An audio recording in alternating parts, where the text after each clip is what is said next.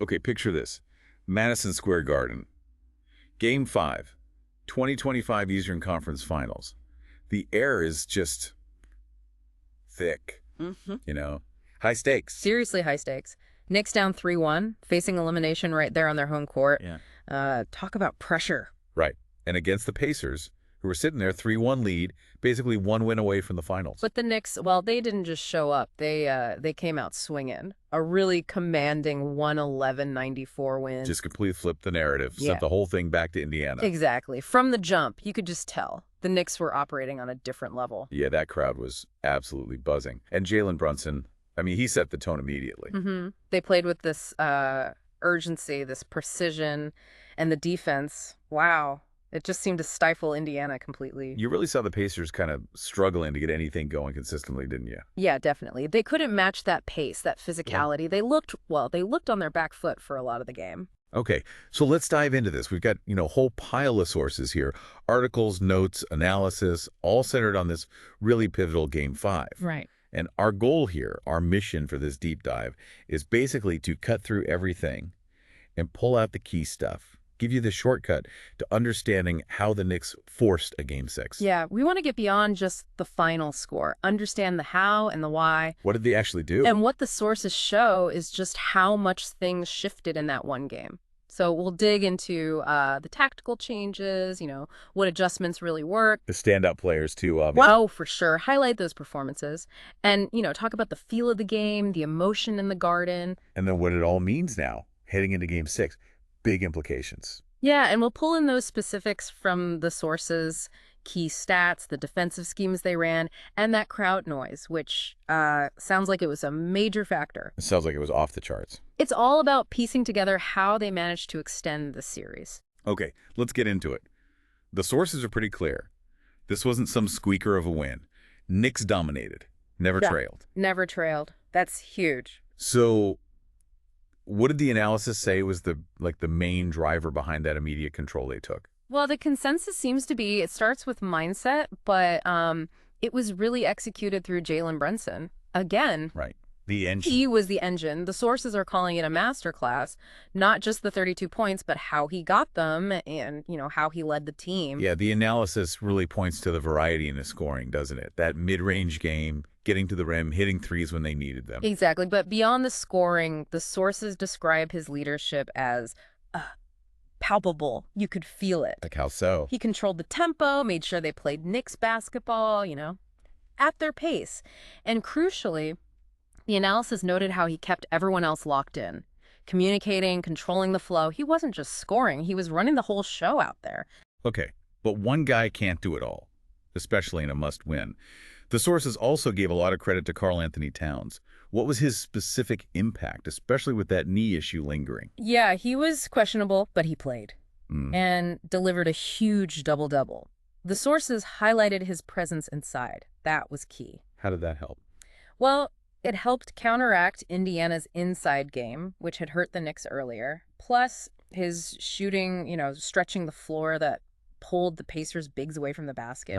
Opening things up. Exactly. Opened up those driving lanes for Brunson, for Michael Bridges. The analysis kind of framed it as like a reminder of what a difference maker he is when he's effective. Okay, let's flip it. The Pacers, Game 5 was rough for their offense compared to earlier games.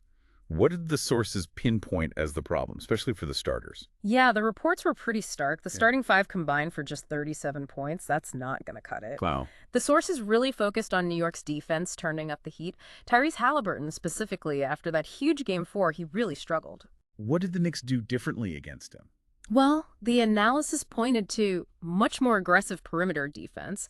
They just didn't give him clean looks. Denied him space, didn't let him get comfortable or find that rhythm he usually has. And Pascal Siakam. He'd been a problem for them, too. Also contained.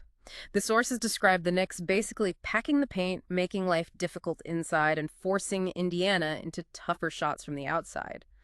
Siakam had to work for everything. Fewer easy buckets. So, okay, tactically then, Oh. what were the specific adjustments Coach Thibodeau made that the sources highlighted? This defensive turnaround wasn't just effort, right? No, it was strategy, too. The material consistently mentioned increased defensive intensity, sure, but also strategic shifts. Like what? Like being way more aggressive, switching on pick and rolls. They really targeted Haliburton, trying to disrupt things right at the point of attack, make it hard for him to initiate. Makes sense. And anything on the offensive side? Yeah, the sources noted a conscious effort to push the pace more, especially early in the shot clock, to try and catch Indiana before their transition defense was fully set. The analysis suggested the Pacers could be a little slow getting back sometimes, and the Knicks wanted to exploit that. It helped build that early lead they never gave back. Okay, now, the part that always comes up with MSG, the Garden effect. The sources seem pretty vocal about this. How did the analysis describe the crowd's impact? Was it just noise or more? Oh, it was definitely described as more than just noise. Unanimous descriptions.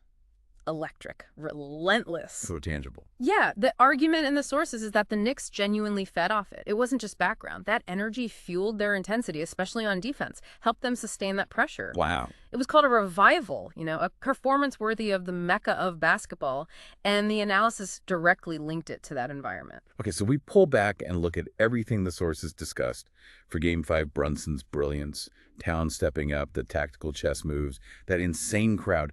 It really feels like more than just a win, doesn't it? Oh, absolutely. It was a statement, a declaration, showing that heart, that resilience when everything was on the line. And it completely changes the feel of the series now. Totally. What looked like maybe a straightforward path for Indiana is suddenly, well, it's tense again. It's unpredictable. The Knicks have the momentum now, you'd think. They definitely have momentum and confidence. They just proved they can dominate Indiana under maximum pressure. That puts the psychological edge maybe back onto the Pacers. Yeah, the sources really hammered home that combination. Brunson leading, key guys like Towns contributing despite issues, Thibs making the right adjustments, and that Garden roar. It all clicked. And now for Indiana, heading home. Look, they've been great at home in these playoffs, but Game 6 is suddenly a massive test of character for them. Right, the pressure flips back onto them after missing that chance to close it out. Exactly. They had their shot on the road against a desperate team and couldn't seal the deal. So, series stands 3-2, Knicks trailing but coming off that huge win. Based on everything the sources laid out about Game 5, yeah, the East is still very much undecided. Which leads to that final thought, really, for you listening. Heading into Game 6, if the Knicks can bring even, say, 80 or 90% of that Game 5 intensity and execution. Could we really be looking at a Game 7 back in New York? It's definitely on the table now, isn't it? It'll be fascinating to see which Pacers team and which Knicks team shows up in Indianapolis.